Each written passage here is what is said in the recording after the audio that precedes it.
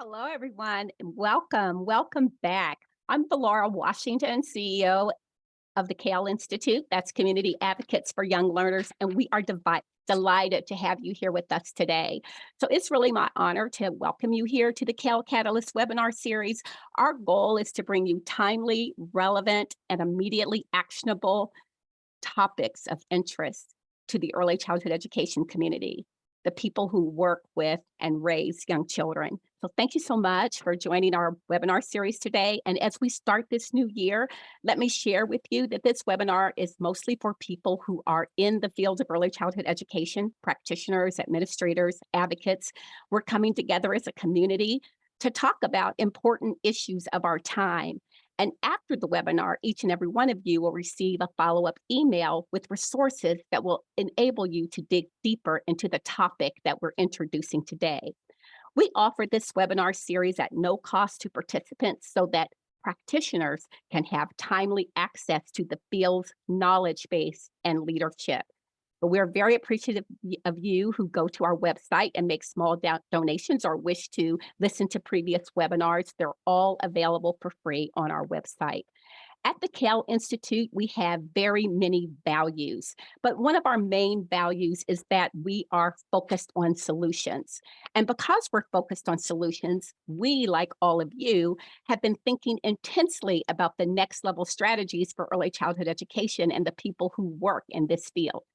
Even before the pandemic, business as usual was never ideal for our profession. And even conducting business as usual has become even more impossible as standard ways of implementing early childhood education services have proved ineffective to meet community needs. So designing new solutions in a rapid response cycle has required extraordinary openness to new learning, operational adaptability, and change in complex, unpredictable situations. As 2023 is beginning, the challenges that we face continue to be unprecedented. They have been accelerated by COVID-19. COVID-19 did not cause these problems. And the problems that we face are numerous, significant, and well documented, demonstrating exceptional strength, courage, optimism, and resiliency. Our communities have joined together in phenomenal ways. And this is a story that future educators are going to be telling and recounting with a lot of respect. When we think about our next level advocacy strategies, we realize there's four things we have to do. We have to persist. We have to continually seek to align our varied sectors into a coherent bill of practice. We must do that. We must also continue to have reform. We've got to convert a lot of these COVID era policy exceptions into sustainable innovations.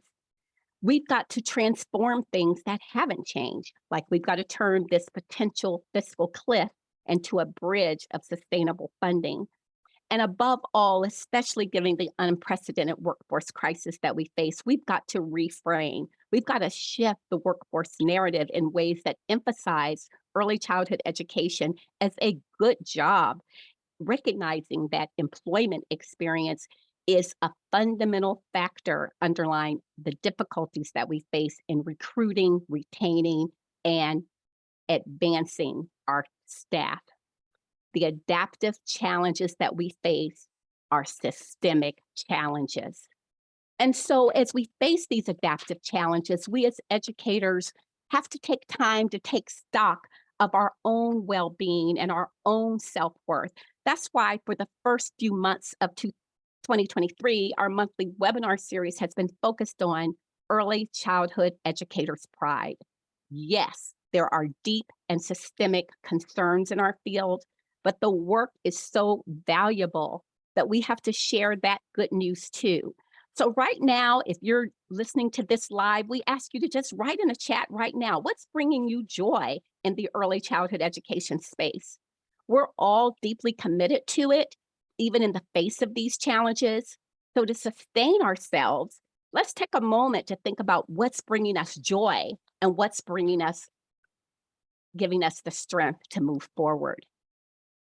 This CAYL Catalyst webinar series is national and international in scope. We've had participants from 47 states and 38 countries, and we are really emphasizing early childhood education pride. Last month, we talked about how early childhood education could be a phenomenal career, and we heard stories from practitioners about what brings them to this work and what keeps them in the profession. And one of the things that we know is that, as the great poet Nikki Giovanni told us, we have to understand that the ability to take pride in our own work is a hallmark of our sanity. It is a hallmark of our sanity. And while we must absolutely insist on our staff making a better living, we also realize that we're not here merely to make a living. We're here to enrich the world, and we impoverish ourselves if we forget that. We're always quoting Albert Einstein at the CAYL Institute, and we realize one of the great things he said that we pay attention to is in the middle of a lot of this difficulty lies a lot of opportunity. And that's why at CAYL, we provide a lot of free resources for you to help us to take charge of our professional destiny. So let's get started today. We're proud of the impact that we have on the world. And we want to make sure that you have the facts and the knowledge to share in that pride. So, continuing with this theme, today we want to have a conversation about the impact that we're having on the world. All of us have certainly heard about the short and long-term studies that have examined how early childhood education launches children into productive futures, supports families, and creates a foundation for economic prosperity for our entire nation. This is a source of early childhood education pride. But today, I want you to take note and hear from some of our nation's leading experts about what our collective accomplishments really are.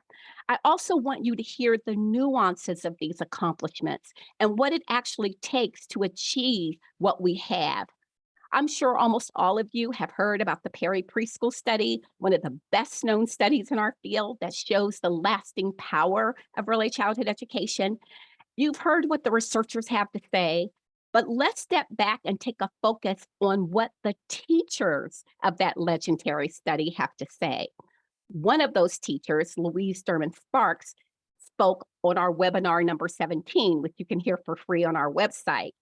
And what a treat it is for me today to present to you Dr. Evelyn Moore.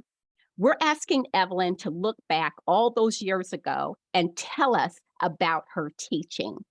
She grew as a young teacher trained in special education. She was the youngest of the 4 founding Perry Preschool Project teachers in the 1960s. She then went on to have a spectacular career as the founder and executive director of the National Black Child Development Institute for 38 years. She led this amazing organization that works to improve and advance the status for African American children. And I will say, on a personal level, she's been a role model and a mentor to me since the 1980s. Thanks, Evelyn. I really appreciate that. After we hear from Dr. Moore, it's going to be a privilege to learn from Larry Schweinhart, who has been a tireless advocate for highly effective preschool programs, internationally renowned researcher for over 38 years. I was lucky enough to encounter Larry for the first time in the late 1970s. I was a beginning graduate student in a program where the faculty just could not stop raving about this amazing PhD student that I came to know was Larry. And I can say that all these decades later, that the faculty were absolutely correct to predict that the impact of his work would be deep and wide. He began his work with High Scope in 1975. He became director of High Scope Center for the Study of Public Policies for Young Children in 1979, chair of the research division in 1989, and he started as president of High Scope in 2003, and he's recently retired. He's been deeply involved with the High Scope Perry Preschool Study, which, as you know, is the landmark study establishing the great human and financial potential of high-quality early childhood programs. The Perry study was initiated by someone I'd love to remember right now, David Weichart, in 1962. It was co-directed by Weichart, and Larry Schweinhart starting in 1979. And then Larry took over as principal investigator when Weichart retired in 2000. So when we hear from Larry today, we are hearing firsthand from the one who, as they say, has been there and done that. And he famously reminds all of us that current preschool programs can achieve the amazing Perry results. But in his words, to get what we've got, you got to do what he did. Our final speaker today is Steve Barnett, another amazing and innovative leader. Steve Barnett is a Board of Governors professor and senior co-director of the National Institute for Early Education Research at Rutgers University. His research studies include the economics of early care and education, including the cost and benefits, the long-term effects of preschool programs, and also the distribution of educational opportunities. He got his PhD in economics at the University of Michigan. He's co-authored over 200 publications. He really focuses a lot on human development, and he's reviewed so many studies on long-term effects, the benefit cost analyses, randomized trials comparing alternative approaches to educating children, such as length of day and dual language learning. He's looked at the Tools of the Mind curriculum. They do a series called the State of Preschool Yearbooks, which a lot of us use as a resource.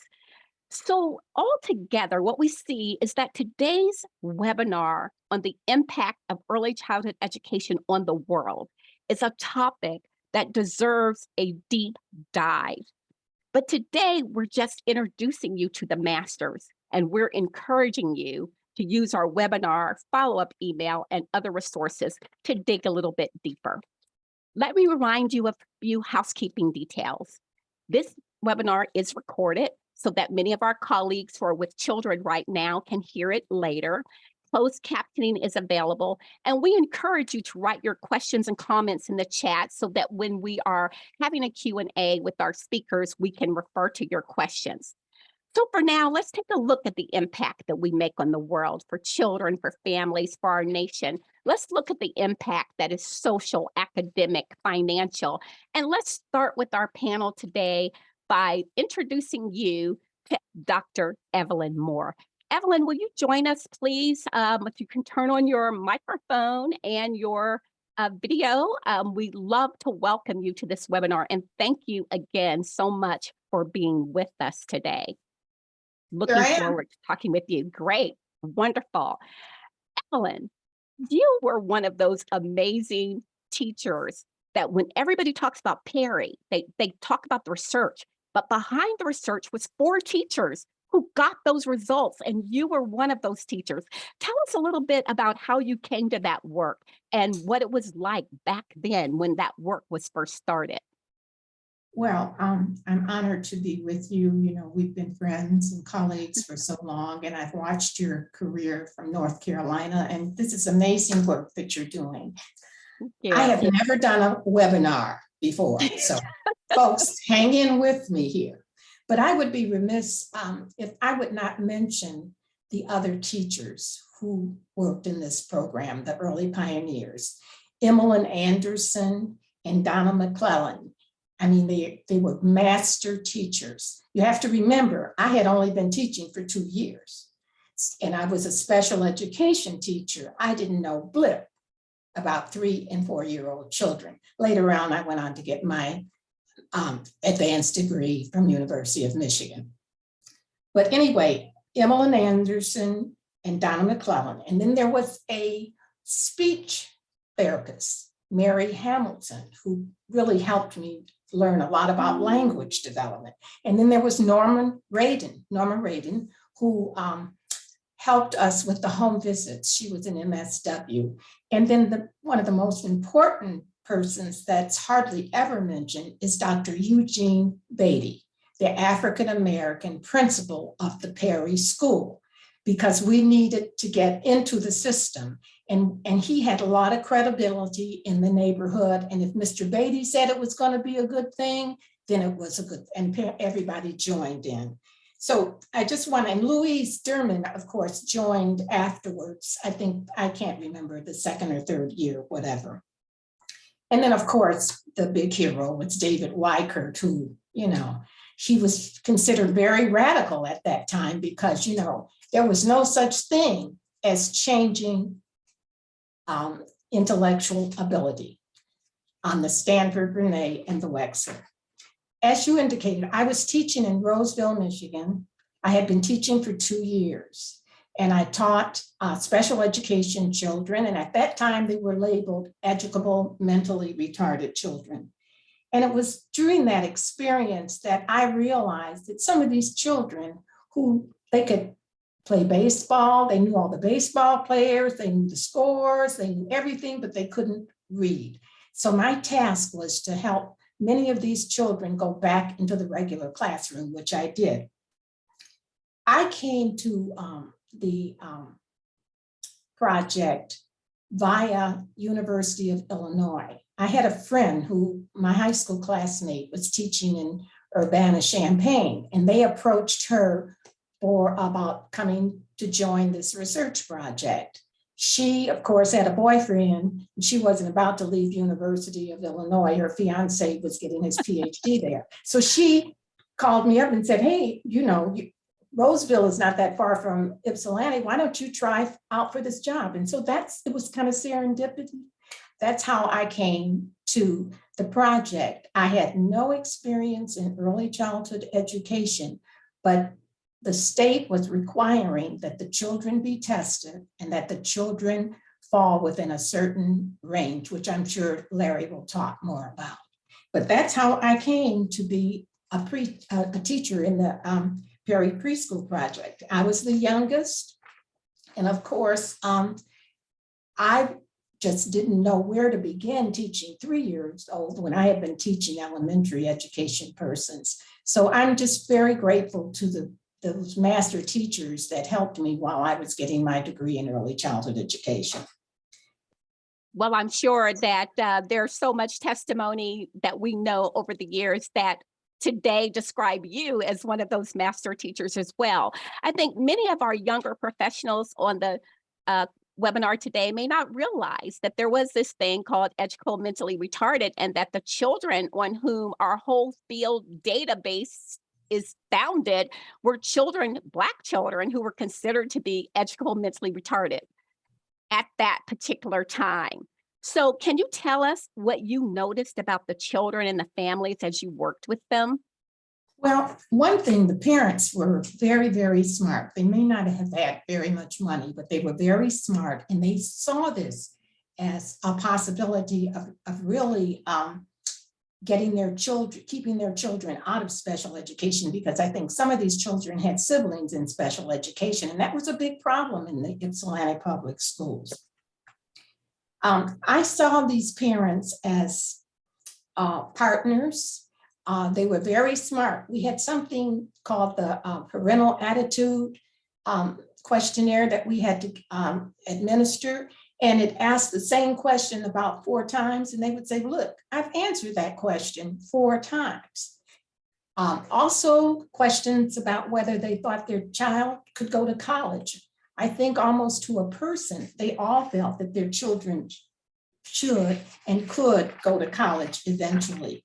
And I think that some of these parents had high hopes for their children. One of the things I thought was outstanding is that because this was an experimental program, there were controls and experimentals. So some of the children would not be able to get into the program. And I just was amazed how many parents, even though they didn't know whether their child would be able to get in the enrichment program or be a control, they felt that if this would help the children in Ypsilanti, African-American children, get ahead educationally, they would join the project. And they volunteered. There was no money involved in this, as far as I can remember. And I think that sometimes low-income people get a bad rap and, are considered, they don't care or they don't participate, they won't get involved. And of course, programs like Perry and Head Start proved otherwise. Absolutely, it did. There's so much we can learn from you, and I know that there's some detailed film about you that the NEAR organization has prepared that people could access as part of their follow-up to this. But I'm wondering what advice or lessons learned that you learned as a master teacher that you could share with listeners today, now that the work that you have done has proven to be so impactful, not just in Michigan, not just in the United States, but all around the world. You are part of this legendary longitudinal study. What thoughts and reflections do you have now? Well, one of the things is I would really, you know, you didn't mention it, but I was also ran a child care program. It was called the Willow Run, where in Willow Run, Michigan, where they made the bomber plants during World War II, and then the plants closed after the war and left a large number of poor people. Most of them were not African Americans; they were white. And I directed that child care center, and I also worked very closely with trying to help the teachers, and these were not people with degrees, understand the importance of learning. And that was a reflection of my experience at Perry. So what I would really like to see, and I really reflect on a lot, is the blend between early childhood education and child care. To me, I think the vision, every child, no matter whether they're rich, poor, Black, white, Asian, whatever, 4 years old is a good time to begin school. And I would like to see us think of early childhood education as we think of kindergarten. All 4-year-olds would go to school. And particularly with all of this social media stuff, I see kids with all their little gadgets and stuff. They're really ready. Yeah. And so I think when we say universal, I'm not sure, Valora, but I don't think we have really universal. We say the word, but when you look into communities, you don't see every child having an opportunity for early childhood education. So I would like to see that, and I would like to see a blend of when we say child care, we also mean we're stimulating children and giving them educational experience. You mentioned this in your opening, that we want to be a profession and be looked upon as a profession. And I think we're getting closer to that. I mean, in 1962, I would never dream that a president would be calling for early childhood education. Everybody, in the Congress here, and they talk about it. It's a good talk, but it begins with the talk. And I think with programs like what you're doing, that eventually, I might not live to see it, but I really think we're going to have early childhood education open for all children, not just low-income children. And also, I think that one of the things I would love to see Steve or somebody pick up on is I wondered what the program results would have been if we had not confined them to children who tested within a certain IQ range. Some of the kids slipped through, because I can remember one young man, I had his brother and his sister. His brother was 3 and he was 4. And, we would take the children out on the playground. We didn't have much equipment, but we would improvise. And when we came back in, I said, "Hey, your brother's missing. Where is he?" He said, "Oh, teacher, he got tired and he left and went home." And, so he could navigate. And I wondered, the Stanford Binet really didn't measure, in my opinion, some of the background of these children and their experiences. I remember another instance, I think, and Larry or Steve can correct me, but on one of the tests, I don't know whether it was Wexler or what, they gave a lot of tests. So anyway, this child was asked, where do you keep a toothbrush? Of course, everybody knows you keep a toothbrush in the bathroom. He said, in the refrigerator. What? In the refrigerator? Yeah, to keep the roaches from getting to your toothbrushes. So I think, again, I don't know how far we've come with testing children and really relating to their background and experience so that they can excel. So And I think that one of the other things I'd like to mention, it's in my reflections, is, you never know how things are going to be, what the future will hold. For example, we were criticized a lot by the early childhood community of professions regarding directed teaching. It was felt throughout a lot of people that we should not be trying to teach these children math or spatial relations or all of these kinds of concepts that we were trying to teach.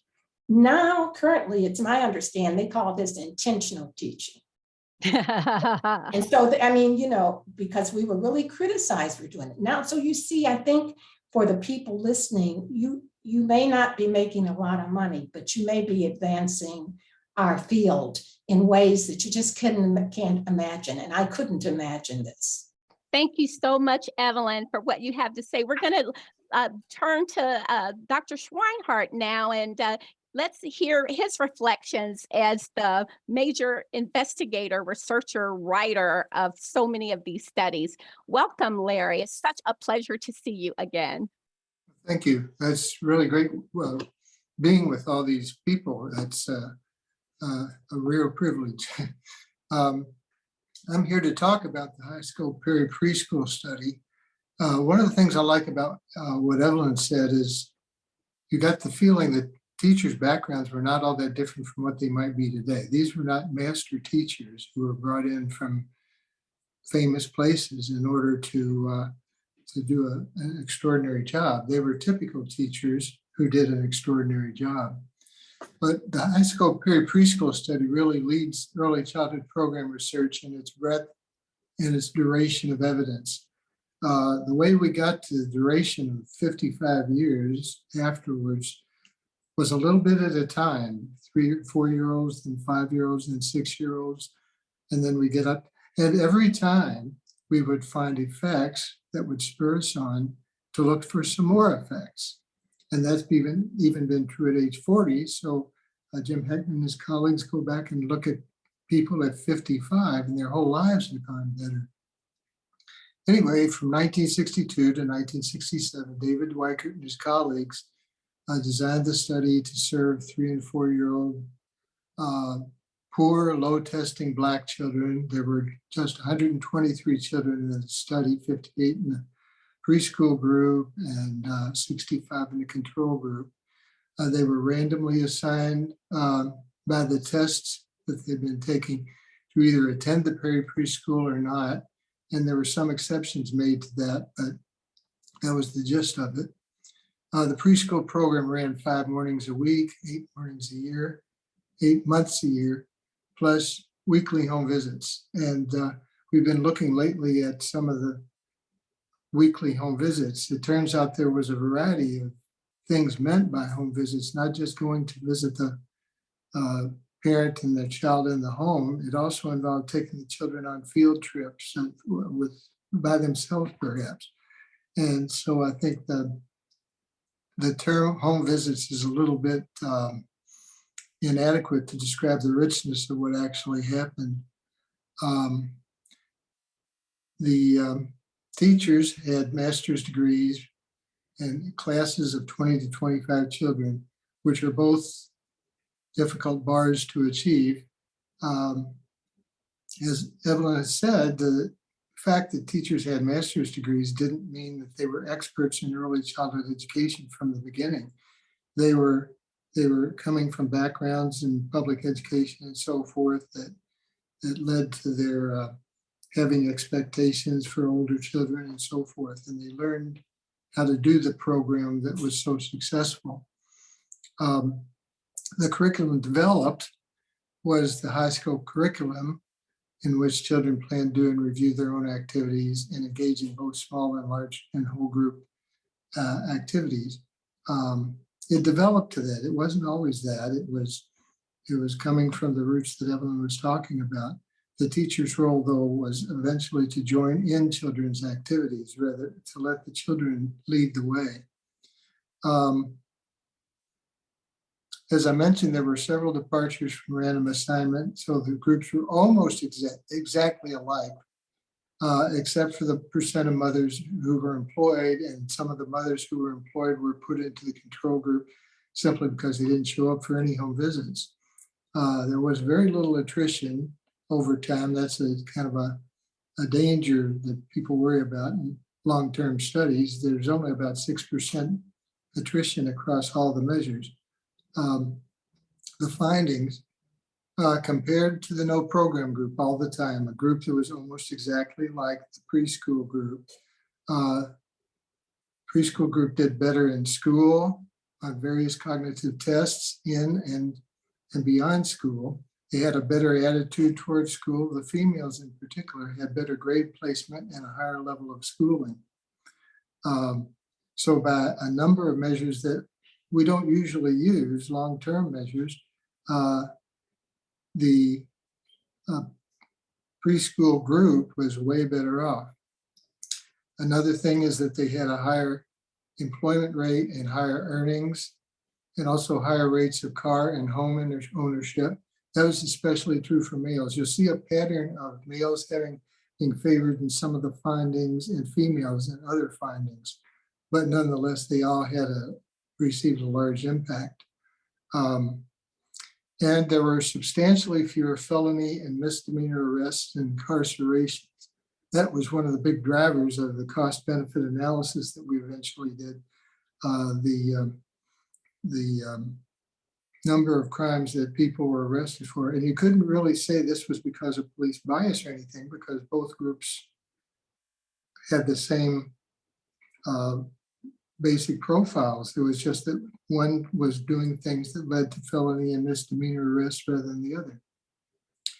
And another long-term finding was that more males got married and took responsibility for raising their children. Interesting that that was particularly true for males rather than females. Finally, what the Heckman group found in particular was that the second generation, the children of these people, were better off. They themselves, the Perry children, completed high school and college in greater numbers, were employed and self-employed in greater numbers, and had more stable marriages. That's really extraordinary that we managed to look that long to find second generation effects. And again, it's really extraordinary that we did find them. So I guess we could keep going if anybody wanted to, and look for effects in the second or even third generation.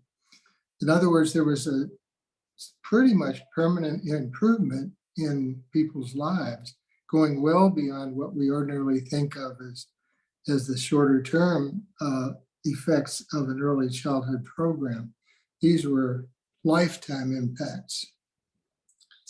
And you put all that together and you can do a cost benefit analysis, which is something that Steve Barnett did, one of them, and others have done. Heckman and that group did them. And I'm going to report these results in $2022, but one of the ironies is that if you start with $1967 and you keep going forward, the numbers get bigger and bigger on both the cost and the benefit side. So bear that in mind. But the investment in mostly a 2-year program was $25,700, which sounds like an awful lot. And some people say, well, that's too much. We can't afford that much. The return on that investment was at least $440,000. That's 17 times as much. So the cost of that program could have been paid for again and again and again 17 times before it would amount to the benefits that were achieved. So that's what the effects on the participants were. Over the years, we've disseminated carefully to policymakers and policy influencers, early childhood educators, and so forth. We've published multiple monographs or research monographs, written many articles and presentations, and done a lot of public speaking. The Perry study is widely known. I checked with Google and did a search on Perry preschool study. There were 4.5 million hits. I can't even conceive of what 4.5 million hits means. But anyway, that's how much has been out there. And so lots of people have heard of it, including the current president. But again, the message, as Valora said a while ago, is to get what we got, do what we did. You can't skirt it by saying, well, let's add one more kid and let's have 10 kids instead of 5 kids. Sooner or later, you're not going to get the effects that you had when you have that intensive program. And so the importance of quality in the program is something that is really important. And so just simply counting the numbers of children who are in the programs doesn't quite get you there, because you got to talk about the quality of the programs. It doesn't help kids to be in a poor program. But just looking at what we've got right now, the federal government provides Head Start to poor kids. 44 states provide pre-kindergarten programs. The total is that these programs serve 29% of all 4-year-olds, and that's down quite a bit because of the pandemic. 5% of 3-year-olds, but that's real numbers that are nationwide. One of the great contributions that Steve and the National Institute for Early Education Research have done is to publish annually the yearbook that was mentioned before, publishes standards of quality, and states are sensitive to those standards of quality so that they can strive for them. And some states have in fact achieved all of them. So that's the twin message of the preschool study, that it's important to provide early childhood education programs, and that it's important that the programs be of high quality. So we've had a pretty good impact, I think, over the years. Absolutely. No doubt the impact, that's why we're focusing on ECE Pride. I'm so proud of the work that has been done for many generations of early childhood educational professionals now that, you and your colleagues were at the vanguard of, and that we're continuing. Let's hear from Steve Barnett and see how we're moving forward in this field and continuing this conversation. Welcome, Steve. Thank you, Valora. Delighted to be here today, and delighted to follow Evelyn and Larry. As you may have gathered, I got my start as an economist working on the preschool study. And so I've spent a lot of time working on what are the long-term impacts, and how do we put a dollar value on those in order to get the attention of policymakers for the importance of what you all do in early childhood programs, and in particular in high quality programs. And when we have teachers like Evelyn, and support them the way that the preschool did. I'm going to talk some more about what I think is the closest thing to preschool at scale. But I want to take a little bit of a detour first to talk about to talk a little more generally. Oddly enough, perhaps I'm not going to talk about the dollars. In some ways, economics is a branch of moral philosophy. What we're really interested in is when we talk about costs and benefits, are what are the impacts on people's lives, and how do we make them better? And I think sometimes we lose track of all of the intangibles, as well as the value of the very tangible things that early childhood programs have been shown to produce. And I don't think it's just with educators in this formal sense. It's also with parents. We have throughout much of the developed world and now in China a fertility problem. People don't want to have kids. They view kids as expensive, and I think they are. And as countries develop, you invest more in child quality, and that's expensive in terms of parents' times and their opportunities they give up to have kids. But somehow we haven't communicated well about the benefits of being with kids and raising them and educating them, and I think parents are missing out because they don't understand about those benefits, and sometimes I think that the public doesn't understand that, and that we don't communicate that well to teachers also, although we certainly don't want to underestimate the difficulty of being a strong early childhood teacher. But all of that is to say, I think if we focus on the ways in which we contribute to the lives of young children in the here and now, immediately, the present, as well as in the long term, I think you can see that there's a strong moral purpose to being a good early childhood teacher, and I don't think we emphasize that moral purpose enough, and the value of that, and also what makes it a profession. So just to give you some sense, Larry talked about a lot of the outcomes. There's been even a considerable amount of research lately with some very high quality studies finding that the short-term effects may come and they may go, and they differ across studies, but there's much more consistency in impacts on educational attainment, right? So kids who get good preschool programs are more likely to complete high school, go on to college. And one of the things that we know about that is that contributes to all sorts of better life outcomes in terms of marriage and family and how we participate in our society, employment and earnings, of course, but also health and longevity. And if you think about it that way, I don't. On the one hand, I want to be cautious and not overpromise. On the other hand, you could say preschool really is a matter of life and death, because good preschool programs are going to increase how long people live and have healthy lives.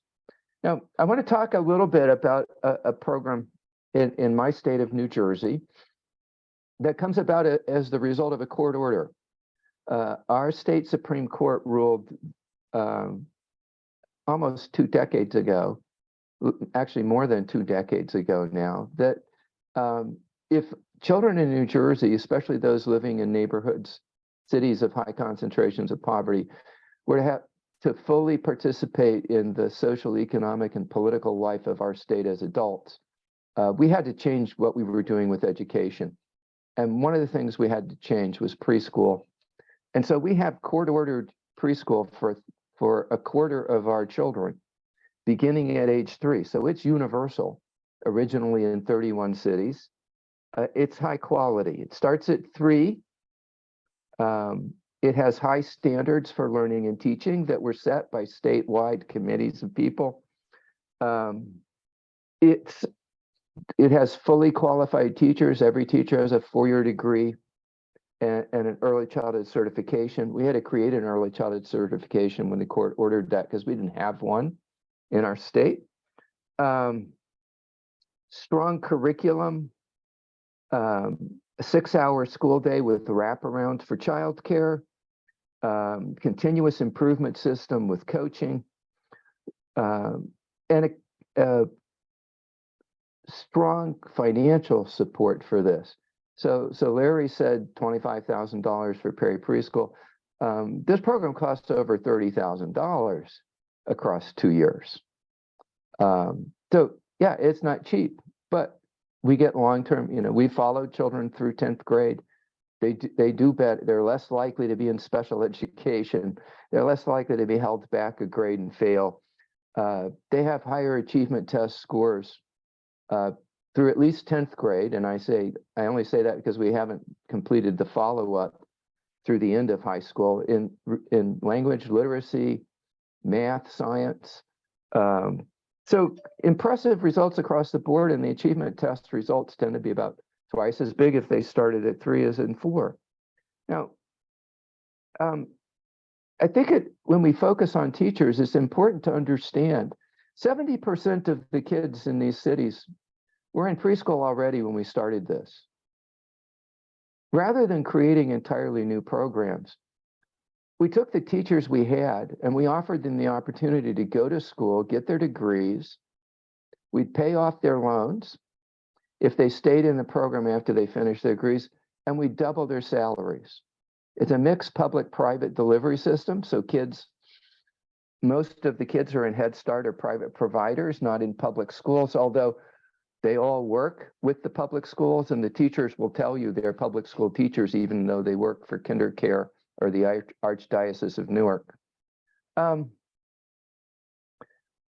But the quality of these programs, as measured by something like the ECRS, which I'm sure many of you know, environmental rating scale, was poor to mediocre for most programs. We shifted that entire distribution so that the vast majority of programs were good to excellent. It's the same teachers who went to higher education, got their degree, got coaching in class, had their salaries doubled. People talk about the parking lot effect in New Jersey, that you could tell which private childcare centers were participating in the preschool program by the number of new cars in the parking lot. It transformed the lives of the adults as well as the children. We can do this. The number of other states that invest this way in their programs is vanishingly small. There are some cities that do it, not a lot of states. We don't put this kind of money into Head Start, right? Teachers are not making $60,000 a year to start. They ought to. That's what they do in our program. And so now I'm going to move us to the group discussion and see what other folks would like to add. This is so impressive. Once again, this is why we're proud of our profession, even in these difficult times that we face. This is what gives us the will to continue to move forward, because we know the impact that we're making on children and families and communities. And that's why we continue to be advocates in our communities and in our states to move forward. So again, if you want to interact with our panelists, at 5 o'clock sharp, we're going to give you a link in our chat box. If you click that link, it's going to take you to a Zoom opportunity to interact with our panelists and ask your questions of them directly. I'm wondering, Evelyn, let's start with you. As you've heard from Larry and Steve giving these updates on more contemporary studies and things that have happened long-term in Perry, and as well as in other studies like Abecedarian and the New Jersey work. What are your reflections? How do you think about this work, and also the role of teaching in accomplishing these results? Well, I'm still concerned about the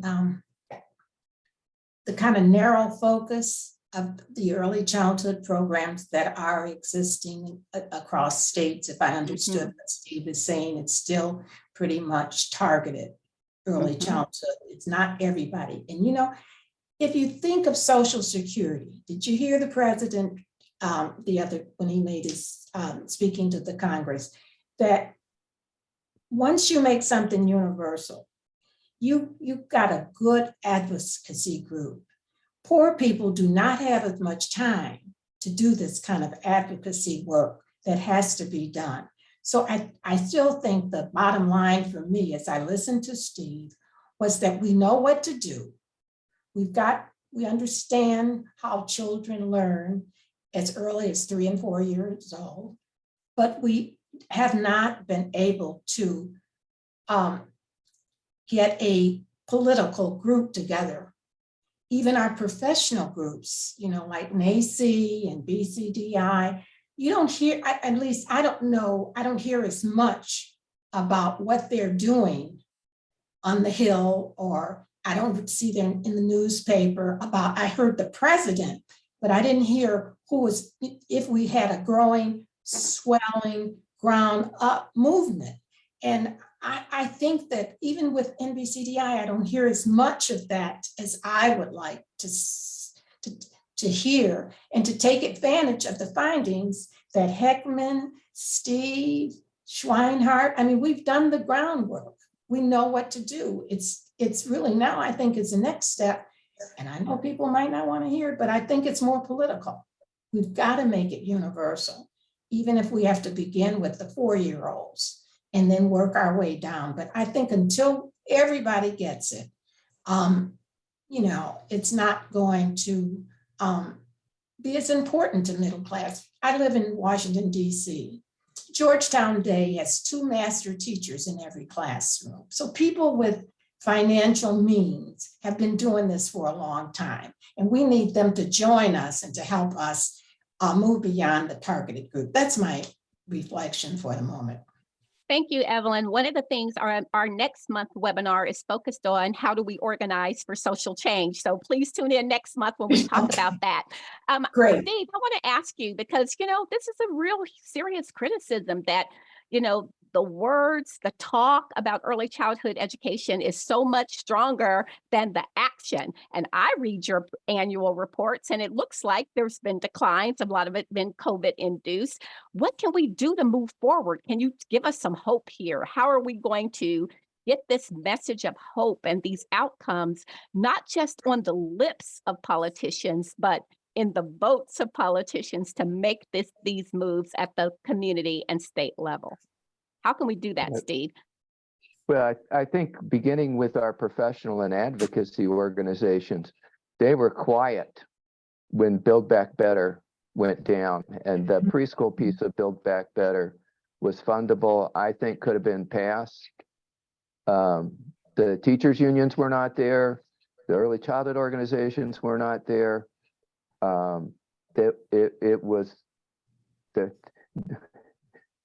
was a lot of silence, and even currently, I think at the federal level, there are a few champions in Congress, and President Biden is a huge champion, but not much else. Now we turn to the state level, and I see some exciting things happening. Our governor Phil Murphy has committed to making the program universal, not just in our poorest cities, but for the entire state. The governor of Michigan's come out and pushed for universal. The governor of Illinois. California is turning transitional kindergarten into universal preschool.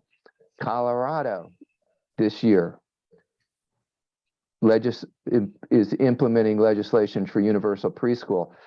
I think if we get behind these places and push, when you start seeing Colorado, Illinois, New Jersey, California, and they actually join the ranks and don't just talk about it, right? New York's had universal pre-K for decades, but it's not universal. It only became universal in New York City when de Blasio pushed it. So we have to be really careful about, politicians saying the words, declaring victory, and going home without spending the money. Absolutely. There's some opportunities here right now. Thank you for that. Larry, we're going to give you the last word. You've done this work for decades. And, one of the things I really want to emphasize on this webinar, let's not walk away from this webinar understanding that high quality matters. And that is a really important part of the message, that it has to be high quality. It has to be universal. What we say at CAYL, it also has to be tuition free. We add that to our statement. Larry, what are all of these years, what's your final word of advice? How should we be moving? We know you're retired now, but you've got a lot of depth in this area. Last word. Well, I hope our politics straightens out so that we can move forward with universal acclaim. It's been frustrating to see things shift towards so much polarization lately. When one side's got to be wrong simply because the other side is right. And that's not the way politics in the United States ought to be. And if we could simply, I can remember politicians of both parties championing early childhood education over the years. And I think what we got to do is the best we can to keep this from becoming a partisan issue. It wasn't just the presence of advocates, although I'm sorry to hear what you said, Steve, but I think that it was also the fact that the politics just won't permit anything to move forward these days. And I've often wondered, I used to give a lot of speeches some years ago, and I've often wondered what would happen if I tried to give speeches now on the same topics to the same audiences, because if once you're identified with one party or the other party shuts down. So let's hope that we can get past that. Thank you, Larry. And I want to just also highlight something that was said earlier about cities, because it's been my observation as well that cities are moving faster than states and certainly than our nation. And so one of the things we'll put in our follow-up email is some information from the National League of Cities, because cities are really moving on the early childhood front in a way that states and the nation are not. Another article I hope all of you will read, since Steve mentioned it, is an article called Build Back Better was never going to save us. And I think that will offer also some interesting insights about our current political situation. So go ahead, Evelyn. One thing I just recently read in the paper where we're going to require some of these contracts that are going out for chips, et cetera, that they have to offer their employees early childhood education / childcare. That would be good news. I really want to thank you guys and just offer my sincere gratitude for you offering your wisdom to our webinar participants today. We're going to wrap up now. Again, this was an appetizer for you to dig deeper into this topic, the impact we're having on the world. Please dig deeper and be able to talk with other people about the impact we're having on the world. We need, as a profession, to garner more respect from the public, but we have to communicate our message, and that we have to ensure, as they're doing in many places, that we're getting the compensation that we deserve for the work that we're doing. Join us next month to talk about how we're going to get organized for social change. I also invite you to look at the chat right now and click that button if you want to interact with our panelists today, or ask them a question, or have a comment you'd like to share. We invite you to join us for that conversation. Thank you so much for learning with the CAYL Institute today. It is our privilege to be of service to you. We look forward to seeing you next month. Thank you for joining us, and good night.